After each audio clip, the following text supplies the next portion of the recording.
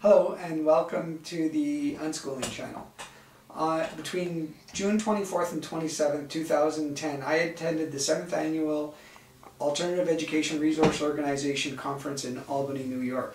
While I was there, I interviewed some of my friends, mentors, and colleagues so that we can get a better understanding of what is meant by unschooling. I asked them 4 questions. The first question I asked was, how would you define or explain unschooling? The second question was about unschooling's strengths. The third about unschooling's limitations.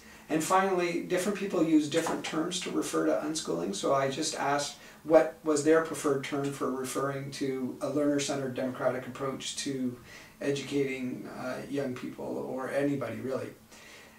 So hope you enjoy the interviews, and thanks so much. Bye for now. So the first question is, how would you define or explain unschooling to somebody? Well, I think that the concept of unschooling is based on the idea that kids are natural learners. And I think that that is a very basic paradigm, and it is as opposed to the idea that kids are naturally lazy and need to be forced to learn. So if you assume that kids are natural learners, then the purpose of unschooling is really to follow the interest of the learner and be there as a resource for them. And what are the strengths for unschooling? I think that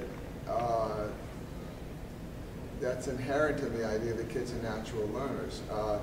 The potential is exponential. Anything can happen if you are working and building on the interest of the learner. Whereas what happens in the other paradigm is the outcome is predetermined and usually pretty mundane. And any limitations that you can share about unschooling?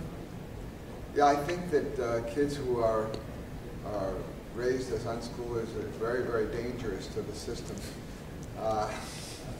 They will you know, perhaps overturn the vote. You know what's going to happen with them, and that's. But seriously, I think that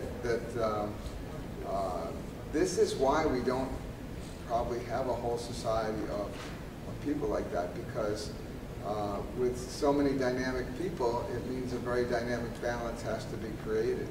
And I think that when that happens, I think we go into a whole new realm. And different people use different terms to refer to a similar thing. So there's unschooling, natural learning. Wendy President talks about life learning.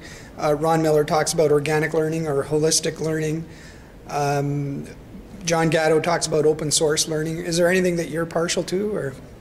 I just talk about a learner-centered approach. That's what I think the commonality is for a lot of the people that are part of our network.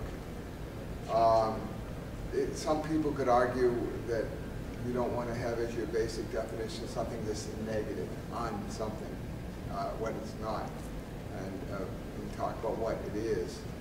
But I'd say learner-centered approach, and I do talk about organic curriculum as part of it, which of course for me is just simply finding out what kids are interested in learning.